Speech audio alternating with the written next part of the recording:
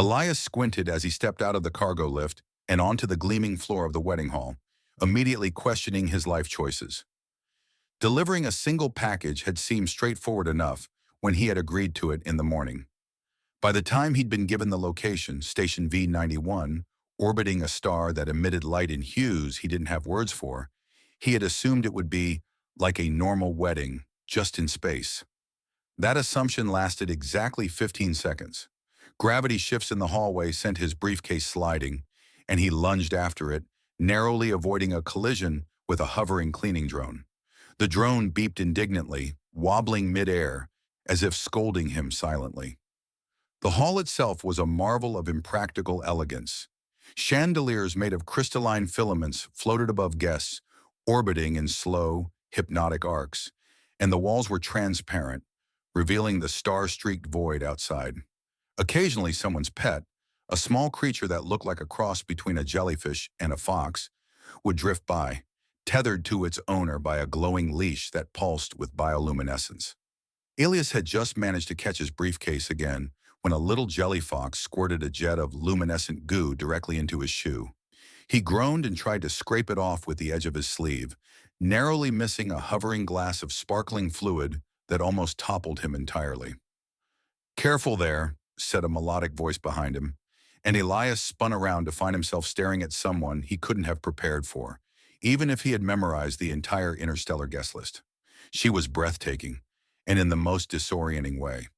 Her skin was the palest shade of blue, almost pearlescent in the shifting light, and her hair was a luminous yellow, cascading in waves that seemed to float slightly off her shoulders.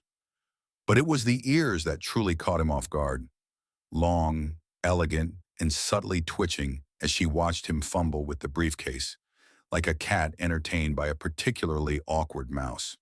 And yet there was something undeniably regal about the way she carried herself, a quiet power tempered by a mischievous glint in her eyes. Leah swallowed hard. Package delivery?" His voice cracked slightly, though he tried to keep it casual, which only made him sound like he was narrating an awkward documentary. The alien woman tilted her head, letting the luminescent strands of her hair brush her shoulder as she smiled, a faint upturn that promised trouble or delight, or both. "Ah, the human courier," she said, her voice like velvet mixed with chimes. "I wondered who would be brave or foolish enough to carry that particular box across the hall without incident." Elias felt his knees weaken. I assure you, I've handled worse packages." He gestured vaguely at the hall, trying not to look at the hovering pastries that threatened to drift into him at any moment. "Mostly cardboard boxes, occasionally, exploding experimental fruit. Not today, thankfully." Her laughter was a sound he couldn't place.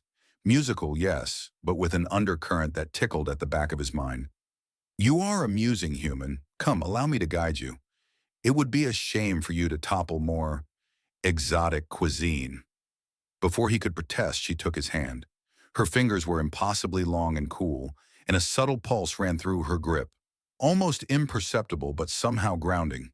She led him forward, not harshly, but with an air of gentle inevitability, like a current pulling him along. As they walked, Elias noticed that the guests seemed to react differently to her presence. Some bowed slightly, others whispered in languages he didn't understand, and one robotic waiter paused mid-rotation to tilt its head at him with what he interpreted as judgment. "Am I underdressed for this?" he whispered, hoping his Earth clothes weren't a violation of some unspoken intergalactic etiquette. "You will do," she said lightly, as if reading his mind. "Besides, humans are always amusing in formal wear." She twitched one ear at him, and he thought he saw a tiny spark of humor in the movement. They reached the edge of the dance floor, where gravity flickered playfully, making floating lanterns sway in arcs that made Elias feel like he might need a parachute just to remain upright.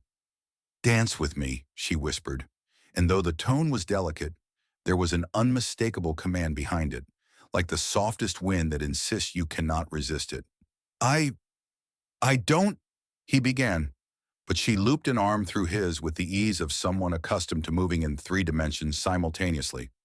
One moment he was standing on the floor, the next they were gliding, or rather, he was stumbling, over the shifting gravity planes.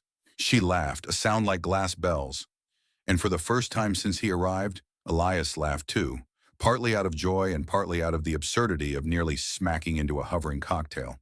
"You humans have no sense of balance in space," she said with mock sternness, guiding him in a surprisingly graceful arc around an orbiting flower display. "Though some charm is afforded for enthusiasm." Elias tripped again, arms flailing, and she steadied him with one hand.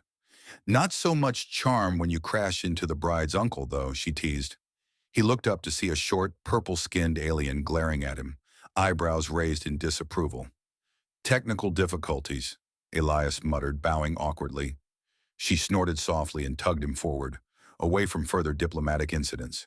The dance became a chaotic but strangely beautiful waltz, with him barely keeping up and her moving effortlessly, long ears twitching like antennae sensing the subtle currents of the shifting floor.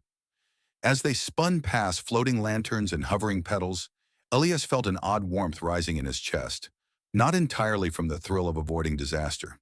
There was curiosity, certainly, but something deeper, threaded with humor, and a thrill he couldn't yet name.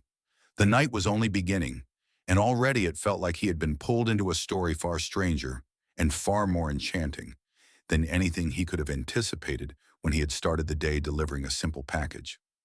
Elias's stomach flipped as Lacera guided him across the dance floor, her hand warm and steady despite the bizarre physics of the hall. The gravity kept shifting in irregular pulses, making his feet feel like they had developed minds of their own, refusing to follow instructions. He narrowly avoided colliding with a hovering fruit tray, which quivered and tilted dramatically before a robot waiter swooped in at lightning speed to rescue the precarious pineapple cubes. Lysra, meanwhile, moved as though the erratic gravity was nothing more than a gentle suggestion, gliding with a fluid elegance that made Elias's every stumble feel like a poorly choreographed cartoon. "You're remarkably persistent, human," she said, her long ears twitching in amusement. "Most would have fled after the first few gravitational misadventures." "I'm remarkably stubborn," Elias replied, wobbling again. "Or maybe just lucky. Definitely lucky. Not to mention highly skilled in package delivery, which is obviously relevant right now." He jabbed a thumb at the briefcase still clutched in his other hand. The irony that he carried the package through an interstellar wedding without incident, but might now be flattened by a floating canapé, was not lost on him. Lysera's laugh was musical and teasing. Persistence and luck, a dangerous combination.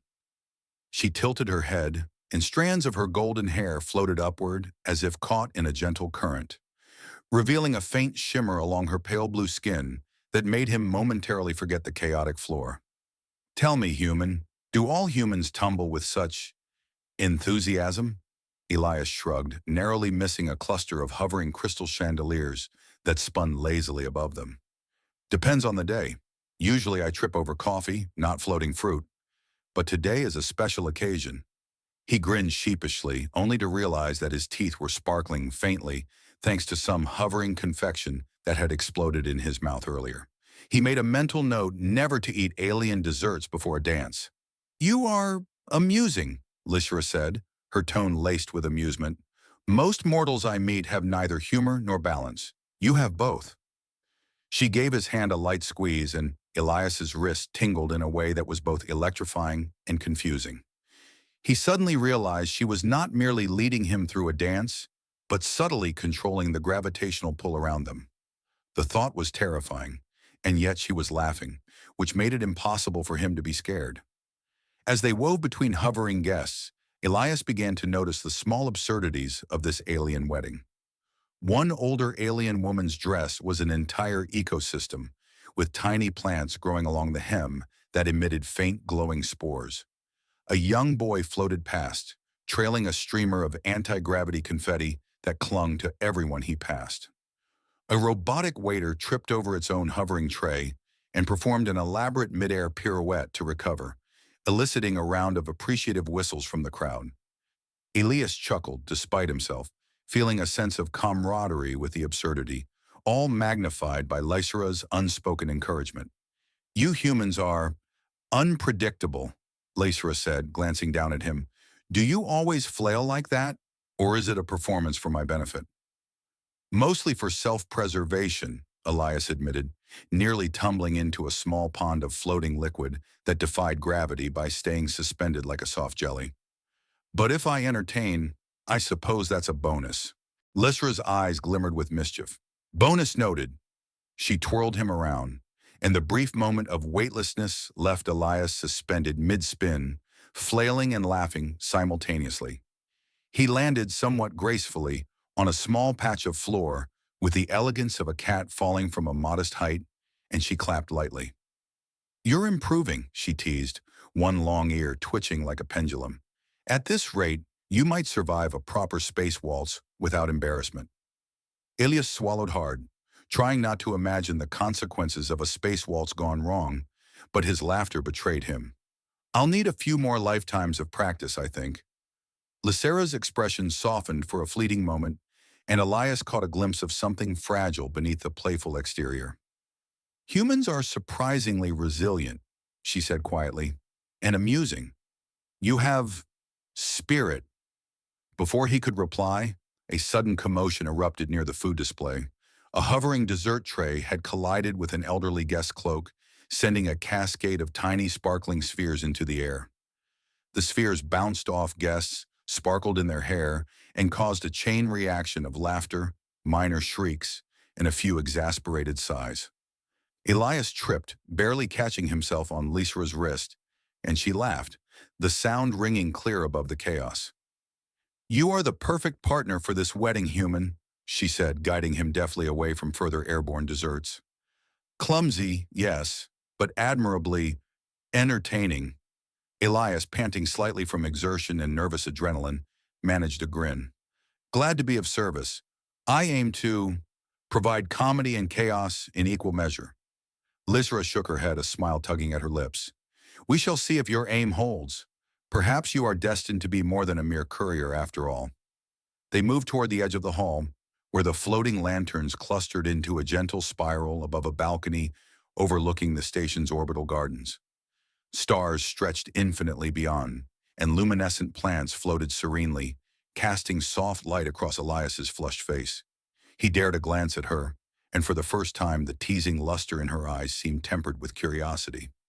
You seem fascinated by the chaos, Lysra said, a note of genuine intrigue in her voice. Maybe a little, Elias admitted, feeling his heart rate slow in the gentle glow. It's unlike anything I've ever seen. Her smile widened, ears twitching in subtle amusement. Good. That is precisely the point. You humans think you understand the universe, but it has ways of humbling you, often with floating fruit.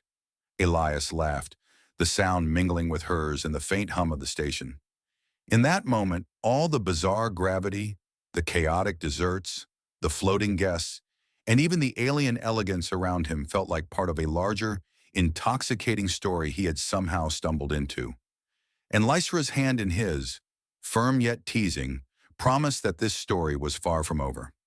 Elias blinked rapidly, trying to adjust to the strange rhythm of the wedding as Lysra led him across the balcony.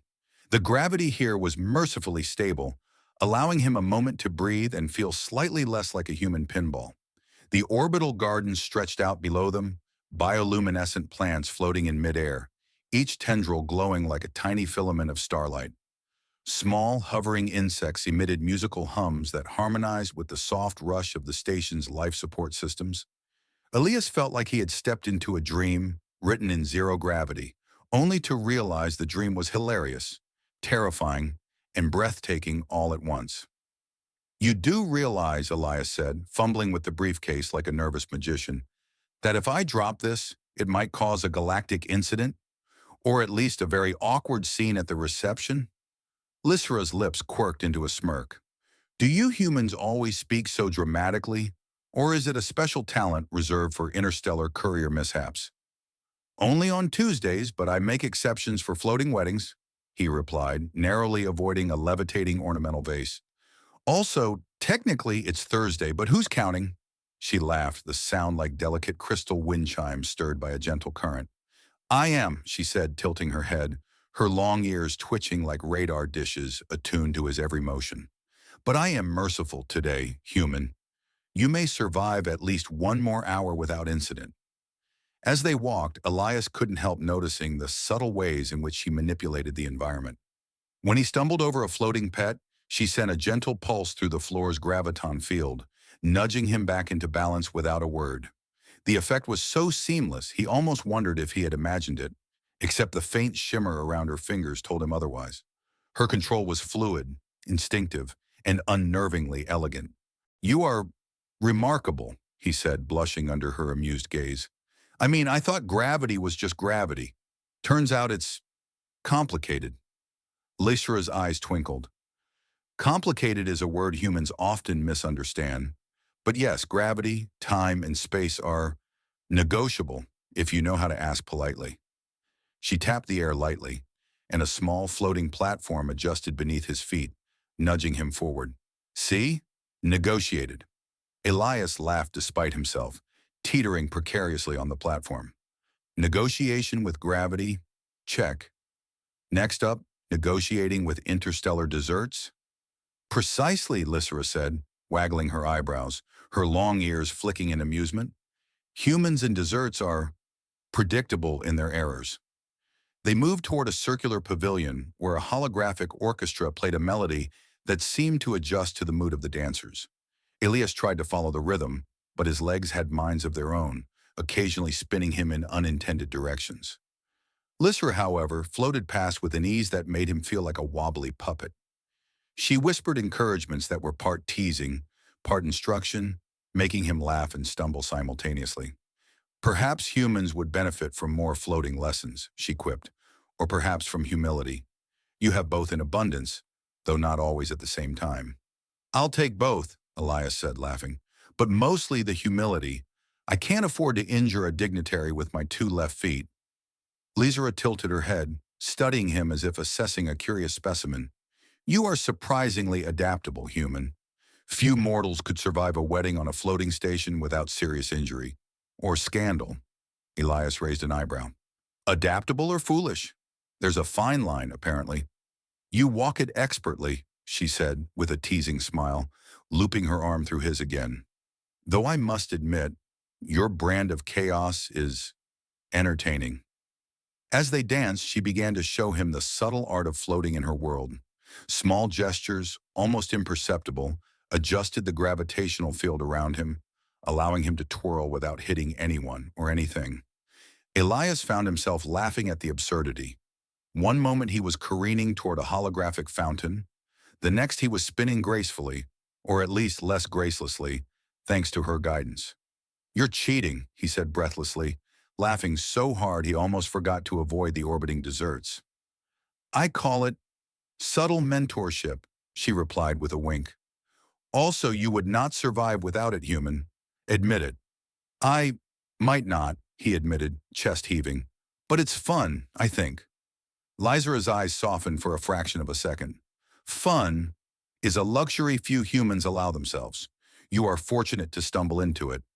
Elias caught the fleeting sincerity in her expression and felt a strange warmth. I I am lucky, I guess. Lucky to be here with you, somehow." Her smile widened, ears flicking in delight at his awkward confession. "Somehow indeed, the universe has curious ways of arranging encounters." She gestured subtly, and a pair of hovering lanterns drifted aside, forming a private corridor of light for them. "Shall we explore a quieter path, human?" Elias nodded, suddenly aware that the world beyond the corridor was a blur of floating guests, spinning desserts, and alien laughter. "Lead the way," he said, trying to appear confident while secretly fearing every potential misstep. As they moved along the corridor, Elias felt the absurdity of the situation wash over him again. Here he was, a simple human courier, caught in a delicate dance with a luminous alien princess who could bend gravity with a flick of her wrist. And yet, for all the danger and the strangeness, there was laughter, lightness, and a thrill that made every misstep feel worth it. "You humans are unexpectedly charming," Lysra said, voice teasing but soft, as they reached a balcony overlooking the station's gardens. The floating plants glowed softly, drifting in patterns that mimicked constellations. Even when you flail like a particularly enthusiastic comet. Elias chuckled, leaning slightly against the railing. I'll take that as a compliment, I think. You should, she said, ears twitching in amusement. It is rare to find someone who can both amuse and survive me. And in that moment, as stars stretched infinitely beyond the station and the soft hum of alien life filled the air, Elias felt the improbable truth of it. He had survived, laughed, and even charmed the impossible. And somehow he had a feeling the night was only getting started. Elias followed Lysra out of the dance floor chaos and onto a balcony that hovered like a suspended ribbon around the wedding hall. The air was thick with the scent of alien flora and a faint tang of ionized metal, which he assumed was perfectly normal for orbital gardens, though he made a mental note to never admit he found it vaguely alarming. Below, the luminous plants floated in spirals, casting a soft, shifting light over everything, and small, hovering creatures zipped between them, trailing streams of glittering pollen that occasionally landed on his shoulder and made him sneeze. Great, he muttered, swiping at his coat. Now I'm allergic to everything that isn't human. Lysra chuckled, the sound tinkling like a delicate wind chime. You humans are so reactive, she said, long ears flicking as if taking notes. Do you always sneeze at beauty, or is this a special occasion? Mostly when it floats, Elias said, rubbing his nose. Seriously, how does anyone, especially you, function with all this airborne nature happening? You adapt, she replied, stepping closer. The proximity made him acutely aware of the faint shimmer that clung to her skin, like she had captured starlight in some secret manner. Her eyes, luminous and impossibly deep, studied him with a mix of curiosity and amusement. Some adapt gracefully, others less so. You fall somewhere in between. Elias laughed nervously.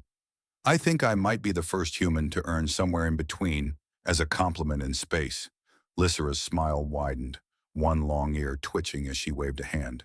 The small floating creatures nearby shifted their paths slightly, as if acknowledging her presence. Perhaps you are, she said, but you are more than amusing. There is spirit, curiosity, survival instinct. I try, Elias said, adjusting the briefcase that had somehow survived the dance floor assault without a scratch. Though mostly I try not to embarrass myself in front of alien royalty. You fail spectacularly, but endearingly, she said, and Elias felt a peculiar warmth in her tone, which is refreshing. She paused, letting a strand of her golden hair drift over her shoulder. Not all humans leave an impression so luminous. Elias's stomach did an unexpected flip. Luminous?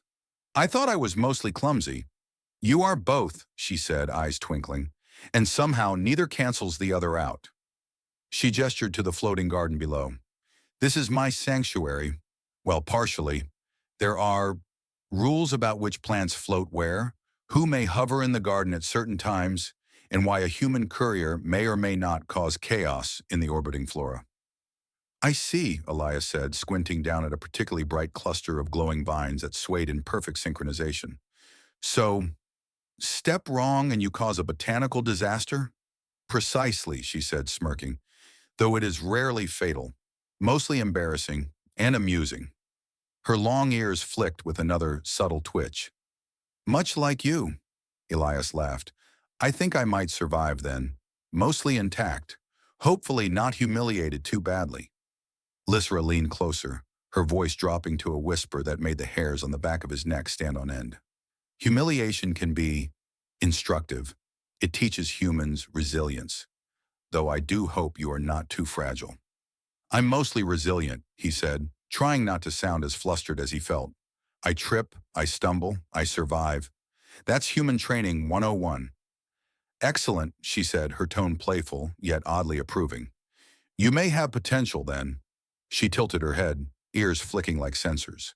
Tell me, human, do you always find chaos amusing? Depends, Elias said, gesturing vaguely to the floating petals, hovering desserts and humming insects. Sometimes yes, sometimes panic a little. But if there's laughter, I tend to lean that way. Lysra's lips curved in a rare, almost tender smile. Laughter is a bridge, she said softly. It can carry you through Unexpected situations. You humans often underestimate it. Elias's pulse quickened. I've definitely underestimated it, especially tonight. You have survived multiple airborne desert incidents, she teased, stepping closer. I'd call that progress. She extended a hand, letting him take it tentatively. Perhaps there is more you can survive, if you are willing to follow me. Elias hesitated, mind racing at the absurdity and thrill of it all. Follow you where? To see what lies beyond the visible chaos, she said, lifting her hand slightly, causing a small orb of light to drift toward them. There is calm, reflection, secrets, and potential disaster? He asked, half joking, half serious. Always potential for disaster, she said, one long ear twitching, as if agreeing, but sometimes it is worth it. Elias swallowed, feeling an unusual combination of nervousness and exhilaration. He had no idea what this beyond might entail, but he trusted her, or at least the sense of humor that wove through her voice, to guide him. Together they stepped toward a narrow corridor of floating platforms that extended above the gardens, each one glowing faintly beneath their feet. Careful, she said, with mock severity. The plants are sensitive. They might judge you. I'm used to judgment, Elias said, almost tripping on a slight gravitational wobble. Mostly self-inflicted.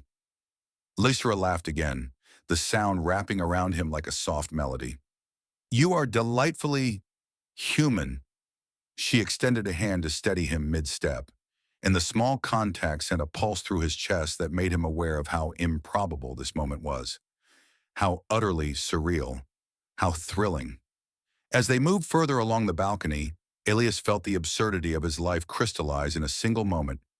Here he was, a courier from Earth, gliding across floating platforms with a luminous alien princess, laughing at mishaps, learning to navigate impossible physics, and somehow finding that each precarious step brought a strange, electric joy. You are learning quickly, Lysra said, her voice lighter now, teasing but approving. Perhaps next time, you will trip with style. I'll aim for elegance, he said, grinning despite himself, though I make no promises. Her laughter trailed after him as they continued deeper into the balcony, the orbital gardens below swirling in soft light. And Elias realized that the night's adventure was far from over. Somehow he knew this was the beginning of something far stranger and far more enchanting than he had ever imagined. Elias barely had time to admire the floating lanterns, twisting like liquid gold around the orbital garden, before he heard a faint mechanical whirring behind him.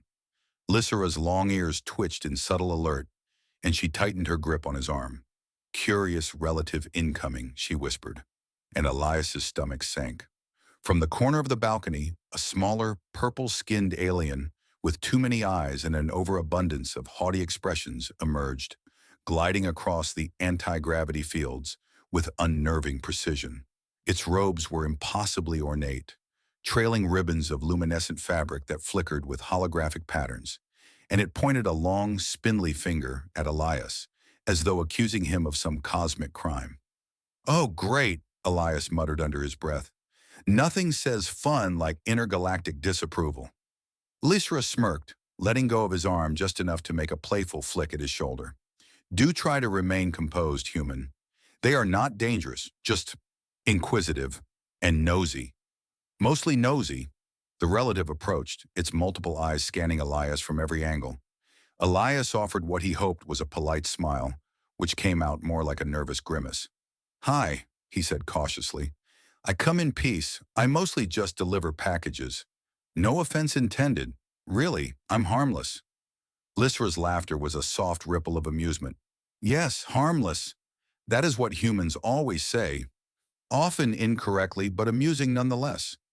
She looped her arm back through his, guiding him gently as the inquisitive relative hovered closer.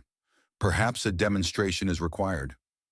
Before Elias could ask what she meant, Lysra extended her hand and a faint gravitational pulse rippled through the corridor. The purple relative froze mid-hover, suspended like a holographic figure in a pause simulation. Its many eyes blinked in unison, and Elias fought the urge to laugh at the sheer absurdity. Subtle, Elias whispered, his voice trembling between awe and disbelief. Very subtle. Lysera's smirk widened. I call it diplomatic efficiency. She twirled him lightly in zero gravity, sending him spinning just enough to make the purple relative look even more ridiculous. Notice how humor often softens disapproval. Elias almost lost his balance but managed to grab a floating railing, laughing despite himself. I I think I'm learning diplomacy, interstellar style. Step 1, spin the human and freeze the relative. Step 2, survive without a gravity-induced concussion, Lisser added, her ears flicking in perfect timing with his wobble. The relative, realizing its temporary paralysis, shook slightly and hovered back with a series of indignant noises that sounded vaguely like a human shriek mixed with static. Lizera leaned closer to Elias, whispering conspiratorially, "They are offended, but not irreparably, and your flailing, excellent distraction." Elias blinked. "My flailing is now a tactical advantage?" "Precisely," she said, tugging him along the balcony with practiced ease. Who knew human chaos strategically applied? As they rounded a corner, a series of floating platforms emerged over a small garden pond, the water itself defying gravity by forming elegant, hovering arcs. Elias hesitated, realizing that one misstep could send him plummeting, or worse, into a luminous pond full of floating, jelly-like creatures that blinked curiously at him. "Trust me," Lysra said, her hand warm in his. "You will not fall, well, not fatally." "I appreciate the optimism," Elias muttered, stepping gingerly onto the first platform, wobbling but managing not to plunge into the pond. "Mostly not fatally." "Got it." Lysra moved effortlessly beside him, her golden hair floating like a halo, ears flicking in amusement at his tentative steps. "You are doing surprisingly well. A human with grace, albeit accidental, is a rare sight in my world." "Accidental grace," Elias said, laughing nervously as he nearly tripped on a slight gravitational wobble. "I think I might patent that. Could make a fortune." "Only here," Lysra said, eyes sparkling. "On Station 591. Earth would not be amused." She gave him a gentle tug, and he nearly floated into her by accident, the proximity making his heart race. "Your world is complicated," he admitted, trying to regain some semblance of composure. "Between the gravity tricks, floating plants, and relatives that look like optical illusions, I'm not sure I can ever explain this to anyone back home." "Do not attempt," she said, smirking. "They would never believe it. And if they did, they would think you had gone mad, or worse, humanly dramatic." Elias chuckled, the tension easing as he realized that humor, Lysera's humor, his own awkward jokes, was the lifeline keeping him grounded, literally. They reached the center of the balcony, a circular platform hovering above a delicate cluster of luminescent flora. Lysera paused, letting him catch his breath, the golden light reflecting in her eyes. "Now," she said, "we may proceed to the next lesson." Elias raised an eyebrow. "Lesson? You are learning survival," she said, ears flicking in amusement, "and diplomacy, and, if you pay attention, floating etiquette. All critical skills for humans entangled in alien weddings." He laughed. "I feel like I'm passing the test. Barely." "You are passing," she corrected, with that faint shimmer in her eyes that made him question whether she was teasing or sincere. "Barely, yes. But humor keeps you alive here. And humans, it seems, are excellent at humor." Elias looked down at the floating jelly creatures, the hovering petals and the now simmering chaos of the wedding behind them.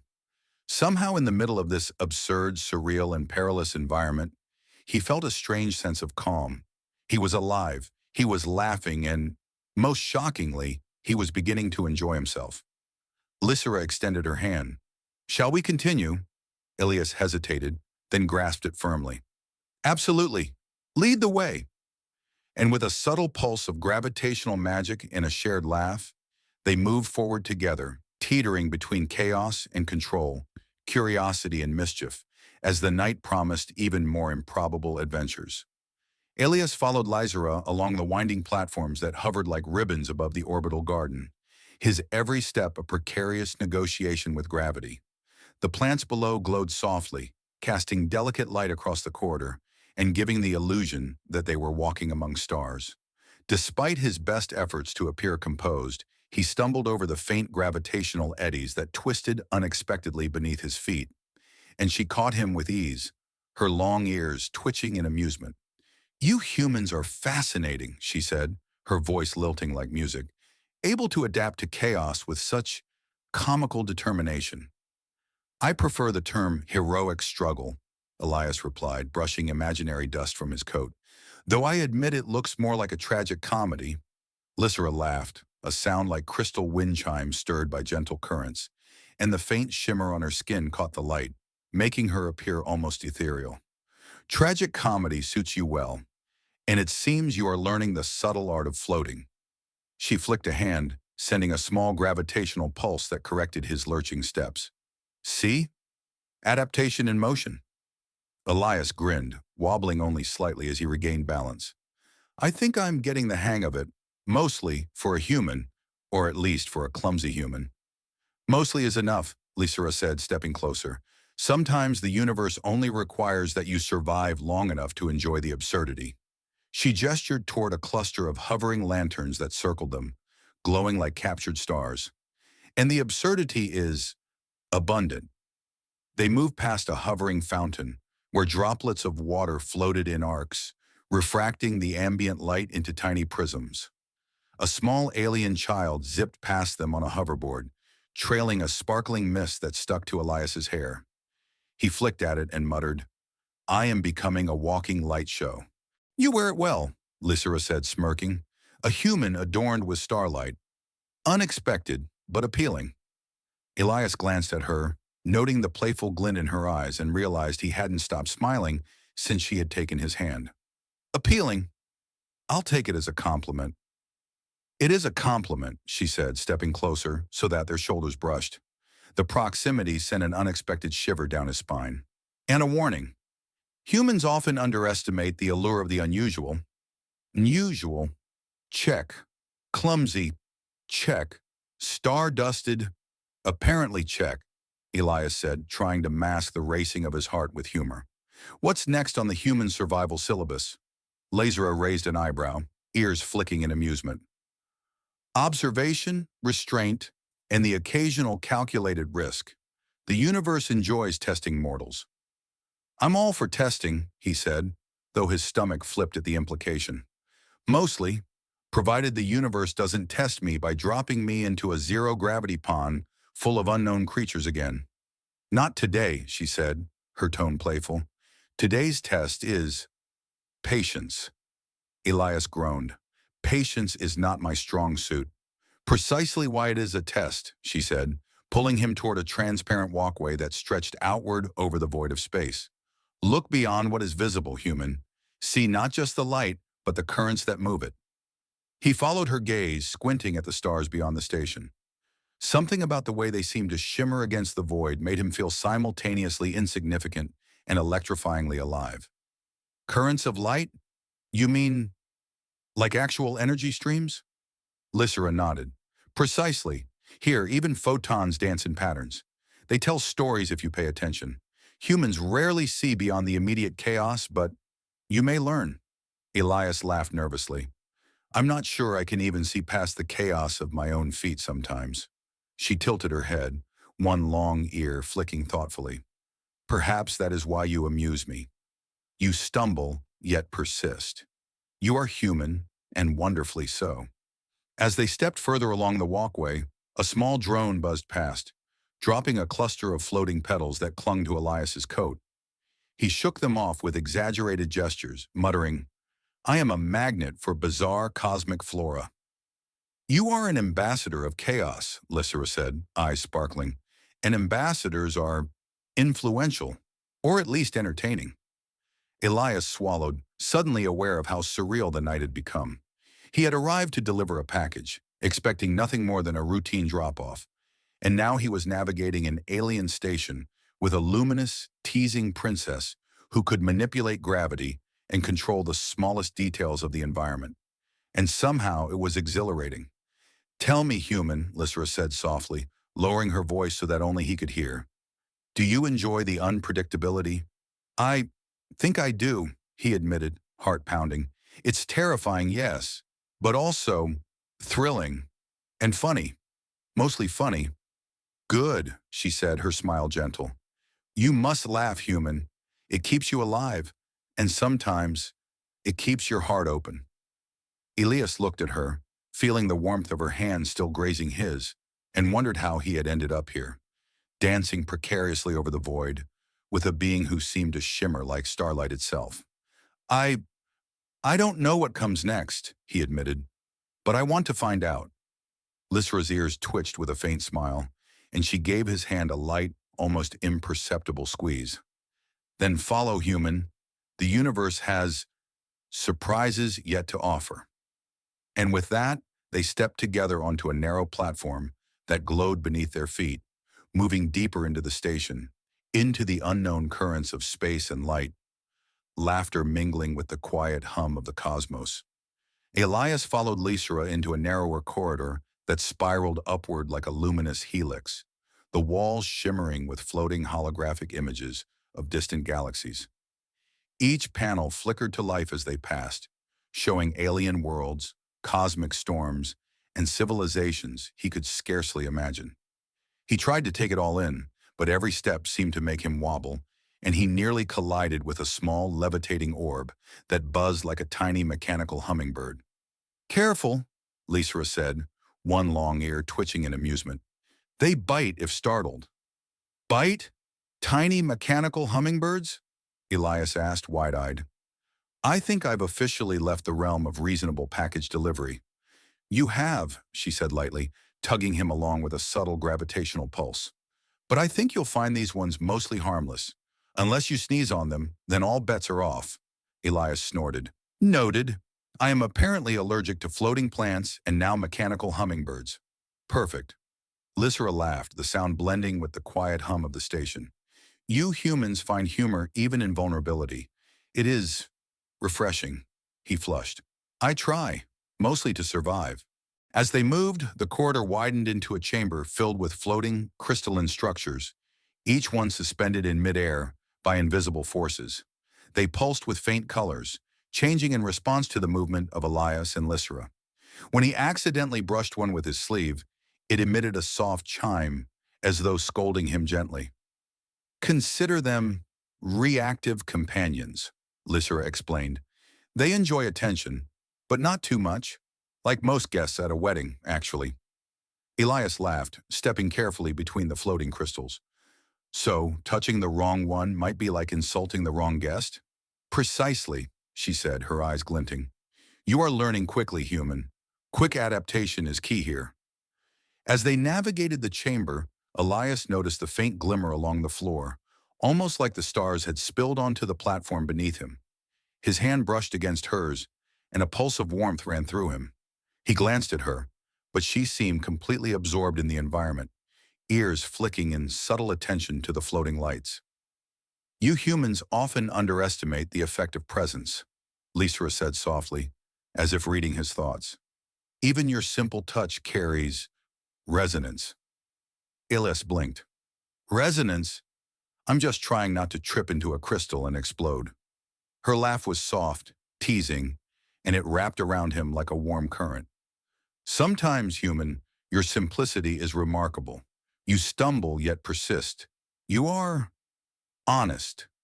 He shook his head, half chuckling, half awed. Honest in a space chamber full of floating instruments of doom. I'll take your word for it.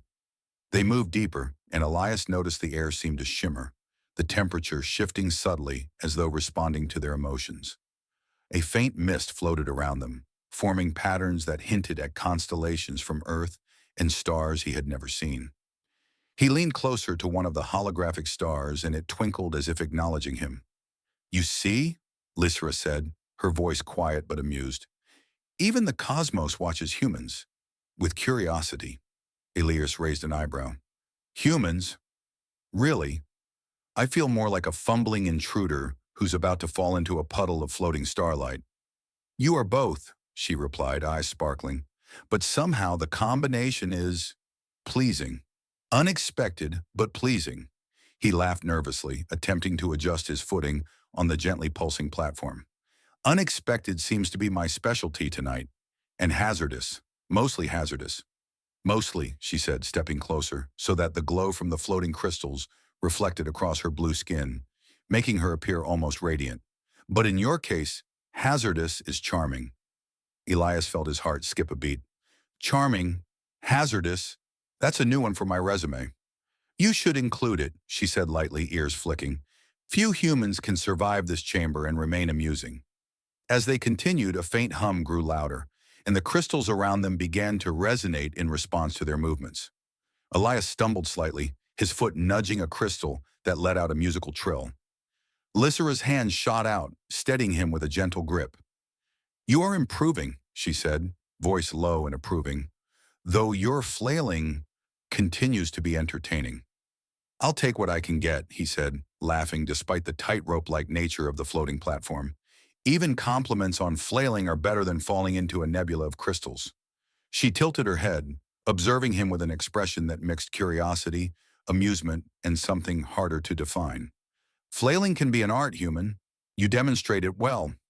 He shook his head, breathless from laughing and near misses alike. I may need a certificate in zero-gravity coordination by the end of the night. Lysera chuckled softly, tugging him toward the next platform. Perhaps. But first, observation. Watch carefully, human. The universe has lessons for those willing to look.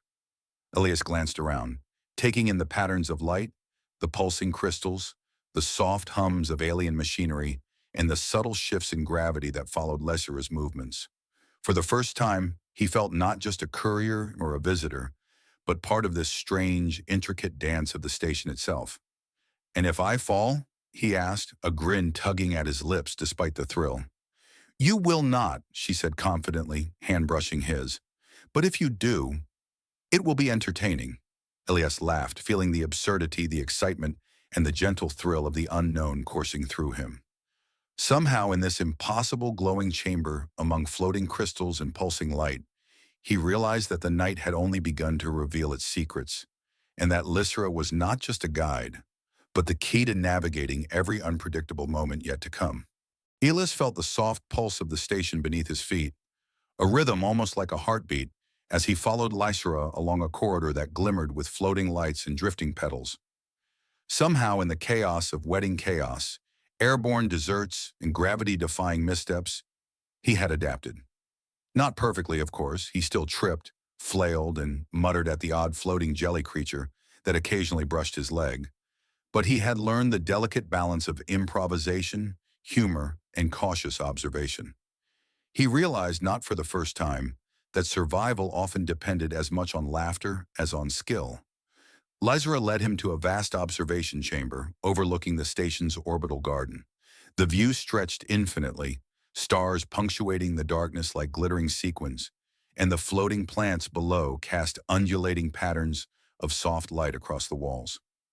Elias stopped, marveling at the sight, realizing how small and human he felt in contrast to the vastness of space. Yet strangely, he no longer felt insignificant. He had changed.